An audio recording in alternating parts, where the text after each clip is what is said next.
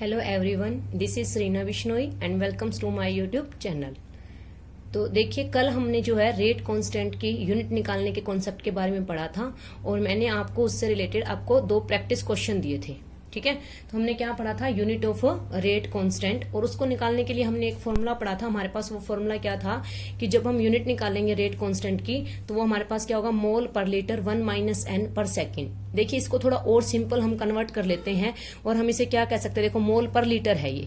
ठीक है, तो मैं इसको ये कह सकती हूँ कि मोल की पावर 1 - n, मैं अलग अलग कर देती हूँ ये पावर, लीटर -1 है और ये 1 - 1 है, तो ये क्या हो जाएगा, देखना -1 है तो उल्टा हो जाएगा।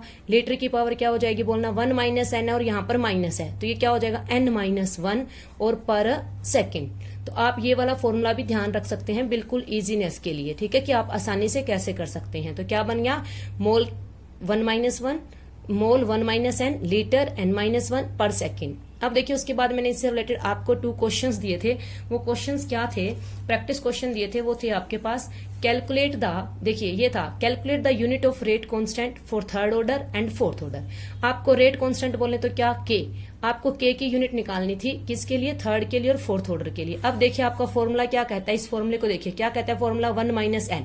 n आपके पास क्या है, ऑर्डर ऑफ ए रिएक्शन। तो अब देखिए, अगर मैं यहाँ पर वैल्यू पुट करती हूँ मोल थर्ड ऑर्डर के लिए, ध्यान से देखना क्या लिखूंगी मैं, मोल 1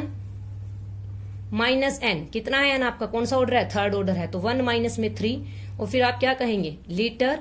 ठीक है, क्या कहेंगे आप, लीटर, और फिर आपके पास क्या आएगा बताना, 3 माइनस में 1 और पर सेकेंड। तो आपका क्या आंसर आ जाएगा, अगर मैं इसके आंसर की बात करूं, आपने इस फॉर्मूले में वैल्यू पुट की, कौन से वाले में, इस फॉर्मूले में वैल्यू पुट किया मोल 1 - n, n आपके पास ऑर्डर है तो आपने क्या लिख दिया 1 - 3, लीटर n - 1 मतलब 3 - 1 पर सेकेंड।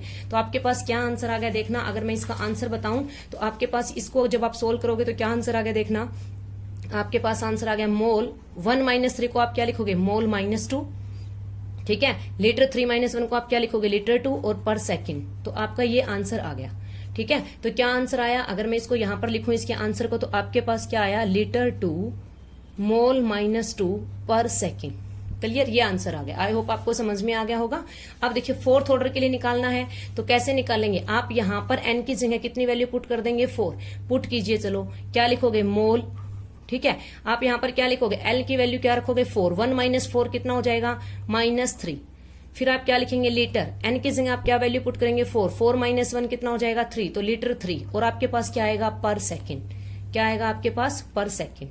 समझ आई बात। तो ये किसके लिए आ गया, फोर्थ ऑर्डर के लिए आ गया। कुछ बच्चों ने मुझे कमेंट में आंसर्स भी दिए थे, उनके आंसर्स ठीक हैं, तो बहुत अच्छी बात है, आपने बहुत अच्छा किया। ठीक है, तो ये आपको ध्यान रखना है, ये आपके पास आ गया क्या, मोल -3, लीटर 3 पर सेकेंड। क्लियर, समझ आई बात। तो अब देखिए, एक तो आपके पास इस तरह का क्वेश्चन बनता है कि आपको कहेगा थर्ड ऑर्डर के लिए या फोर्थ ऑर्डर के लिए आप क्या निकालिए, आप निकालिए रेट कांस्टेंट की यूनिट। या फिर आपके पास क्या क्वेश्चन बनता है, देखो एक क्वेश्चन इस तरह का आता है, ये क्वेश्चन इस तरह से पूछा जा सकता है, कह रहा है identify the order of reaction from the following unit for its rate constant. आपको रेट कांस्टेंट की यूनिट गिवन है कितनी, लीटर इज मोल, लीटर पर मोल पर सेकेंड, और कह रहा है आपको इसका क्या निकालना है, आपको इसका निकालना है ऑर्डर। क्या निकालना है आपको इसका, ऑर्डर। तो अब देखिए, लीटर पर मोल पर सेकेंड, इस तरह के क्वेश्चन आते हैं तो आपको ये यूनिट से पहचानने हैं। तो बताओ किसकी थी।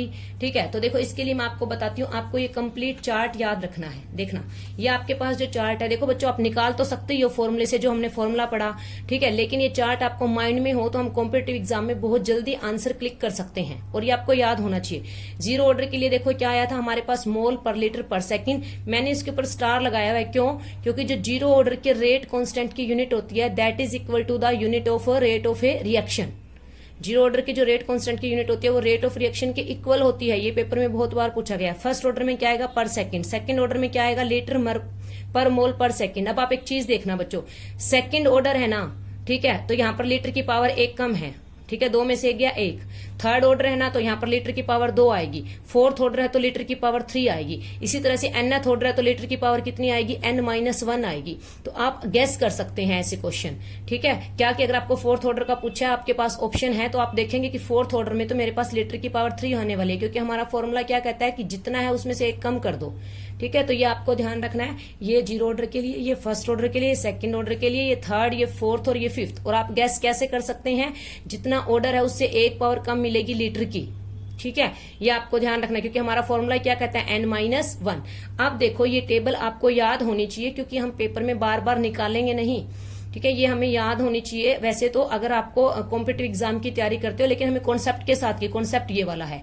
अब देखिए आपके पास क्वेश्चन क्या था, इसको देखिए, क्वेश्चन क्या था, कह रहा है आपको क्या निकालना है, ऑर्डर निकालना है रिएक्शन का, और आपको रेट कांस्टेंट की यूनिट कितनी गिवन है, लीटर पर मोल पर सेकंड। मैंने आपको क्या बताया, आप लीटर की यूनिट देखिए, लीटर की यूनिट कितनी है, 1 है, मतलब एक कम होती है, तो ये कौन सा ऑर्डर होगा बताओ, सेकंड ऑर्डर। और देखो ये रहा, ठीक है, तो इसका आंसर क्या आएगा, बोलो क्या आंसर आएगा, ये किस ऑर्डर की रिएक्शन है, ये सेकंड ऑर्डर की रिएक्शन है।